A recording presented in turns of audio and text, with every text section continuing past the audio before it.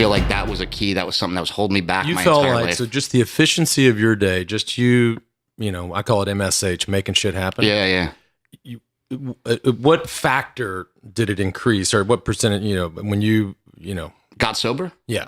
Just the fact that I became more responsible and started taking care of myself. I got up to like 260 pounds. I'm 5'6". That looks like a meatball with a head. It doesn't look good. It's not attractive. Not quite round, but it was close. Almost, yeah, kind of a squish meatball, or a stuffed sausage or something like that. You know, so yeah, and so after I got out of rehab, actually when I was in rehab, I was in a really crappy rehab at first. So this really crappy rehab was just all I could afford and get into at the time, and got detoxed and everything. And I just went on I call it the war on carbs, because everything they had there was like disgusting. And the only thing that I could bring myself to eat was like the cooked meat. You know, it was like literally like they get like leftovers from the stores, and it's just like all these cakes and pasta and everything. So I just started going no carb then, or low carb, you know, when I was at rehab. And when I got out, I just continued that. You know, I just kept continuing that. When I went to Sundance for the Resurrection of Jake the Snake, that was actually in the Slam Dance Film Festival. We went out there, and I told everybody, like, when I got there, I'm like, I'm not going to eat carbs the whole time. And they're like, you're crazy. Why are you going to do that? I'm like, I just need to lose weight. I'm too fat, you know? And so low carb has been something that I've been doing for like a really long time, ever since the days of Dan Duchaine. You know about Dan Duchaine? Mm-mm. Dan Duchaine was the original biohacker. So you hear about like Bulletproof Coffee and Tim Ferriss and all these kind of awesome, you know, gurus out there. Dan Duchaine was the original guru who basically changed the face of sports, Hollywood, and anti-aging from a one-bedroom apartment in Venice, California. Dan Duchaine. Yeah, D-U-C-H-A-I-N-E.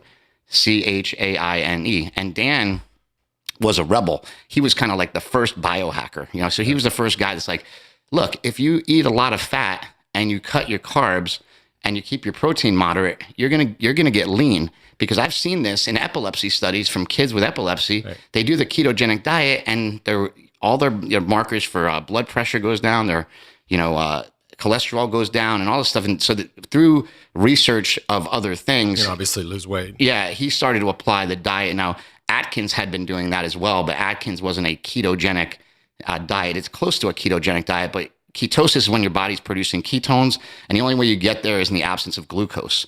Now, if you don't have glucose in your body, there's a lot of things that can't happen. One of them is cancer cells can't grow. So if you don't have glucose, the cancer cell can't grow. Right, you're not feeding a malignant cell. And just to be clear, because I don't want to give anybody false hope on anything, there's also a glutamine involved, I believe. So I'm not a doctor, but I know that you have to get rid of not just the glucose, but in some cases, in some cancers, also the glutamine, which I guess gets a little bit trickier. And they said that needs to be done through a drug. But these guys that are treating cancer as a metabolic disease and not a genetic disease, I think they're onto something. I don't know if they're gonna, who knows if they'll ever find a cure, but I think they're on to finding some better treatments with it. And so I went on the ketogenic diet because Dan Duchaine would always talk about, like, hey, if you need to lose weight really fast, do this, do that. Is he the guy that did the Bulletproof Coffee? No. So he's dead. Because a buddy of mine started this Bulletproof Coffee thing. His name's my buddy Seth, and he's a big dude, super yoked, very fit. And I saw him over the holidays, and he's still big and fit and yoked, but he's 20, 30 pounds lighter. Yeah. And so he drinks this coffee in the morning. Help me with this. He drinks this coffee. Yep. And then he doesn't eat. Yep. All day. Fasting. Yes. And then he has dinner. And, the dinner is, zero carbs. It's a ketogenic diet. And he probably doesn't even mind it. He's probably not hungry either. He doesn't. When somebody says they don't mind it and they haven't eaten all day, part of me calls bullshit, because you have to mind that. Maybe you get used to it. There must be a break-in period or a period of a week or two. What happens is you get fat adapted, and you're right. You're exactly right. You get miserable for like 2 weeks, and you might have stomach distress and whatever. Once you turn on that fat-burning machine, you change over a little bit. Now, there's been a lot of research from Dr. Dominic D'Agostino, who would probably love to talk to you. I watched his thing on YouTube. Yeah, yes. Dr. Dominic D'Agostino is awesome, and he actually has been doing a lot of research. Is this the guy that was the swimmer? That was real heavy. Who's the guy that was the swimmer? He's like an ultra marathon swimmer. He's like one of the preeminent I don't remember ketosis guys. Is it Butters or something? Is it one of the, because a lot of the marathon runners now and cyclists are using a ketogenic diet because it can fuel you in ways that, that the carbohydrates can't. So ketones are really good for your brain. They're actually the preferred fuel of the brain and the heart. So, if Peter Attia. Oh, Peter Attia. Yeah, I know who he is. Yeah. So he's like I don't know, swims like the English Channel or something. He's kind of a guru. Yeah. And he was, he was fit because he was a swimmer, but you saw a picture of him. He was fat. Yeah. And he started, this ketogenic diet, and now he travels the world and speaks about. That's the thing I watched on YouTube. Yeah, sure. And I always say it's not for everybody, but if you have metabolic issues, if you have disease, you should go after it. I look at so the first book I ever read about the ketogenic diet was Dan Duchesne's Body Opus, Militant Fat Loss, it was called. And my younger brother Mark, he did it first. And when he did it, he was 20 years old, and he just got super, super lean, and he looked great, and he felt great. And so I was powerlifting at the time. I weighed 242 pounds, and I was powerlifting with this guy, Mike O'Hearn, who's this bodybuilder out from Gold's Gym. He's pretty well known. And we were squatting and stuff, and he's just like, you know what? You need to lose weight. You need to be in like the lower weight class. Like if you were in and he actually killed me. If you were in 2 weight classes down, you'd be pretty good. That's 20 pounds? Yeah, that's like 40 pounds. 40 pounds. Oh, fuck. Yeah. But like, he's like, you'd be pretty strong if you were if you weighed a lot less, because so basically I talked to another guy in the gym who turned me on to, he's like, yeah, just don't throw away. Just don't eat carbs. And I'm like, what? He goes, until your competition, just eat red meat and water. You'll stay strong. Just make sure you eat red meat because you have to have a lot of fat. And I'm like, that was my introduction to it. It was a weird introduction, but I did a red meat and water diet in 1995 on my way to the California State Powerlifting Championships. And I won. I squatted like 650. I benched like 4 or something. And I don't know what I deadlifted. My deadlift sucks, like 5 something. Those numbers suck by today's standards and what people are doing now. But the whole sport has just grown into a bunch of monsters that I couldn't hang with anymore, Right. So what, I have the regular listeners of this show know that there's one problem that I would have with this whole thing, this diet, and it's red wine. Red wine's a no-no. Oh, well, red wine, actually. So because the ketogenic diet has been the most searched term on the internet in 2016 for health and fitness. Really? There's companies out there that are making some cool stuff. I'll give you an example. There's a wine that has 1 gram of carbs. You can drink a couple glasses of it every day. You'd be fine. They've figured out ways to still a problem. Get rid just of the carbs. A couple glasses is a problem. Yeah. Got to drink like 2 bottles. Yeah. Not 2 bottles. Yeah. But. Well, that's when I was drinking heavily. So, they would say 2 glasses of wine is fine. Yeah. And I would justify that by I'd drink, the whole bottle and drink another one later. But like my buddy that I told you about that really leaned out using this diet. So he doesn't drink wine anymore, but he'll drink tequila. So according to his, the paleo diet actually says that you can drink tequila. Not vodka, not bourbon, not scotch, not wine, not beer, but tequila. And you know why? Because tequila is not made from potatoes, grains, right? And potatoes are grains, and I think potatoes kind of fall on that paleo diet. But a big thing is a lot of people want to go back to the way that we ate when we were, So they say, oh, we were all ketogenic back in the day, and that's not really true either. So what is Rogan doing? Because this is a long winding story, but I met Rogan through you, because I was so shocked when I watched Jeff Nowitzki get on there and just spew a bunch of bullshit. And so I sent you a note, and I'm like, hook me up with Rogan. So but Rogan's on some diet. He's always posting pictures. Yeah, he's doing a keto diet or something.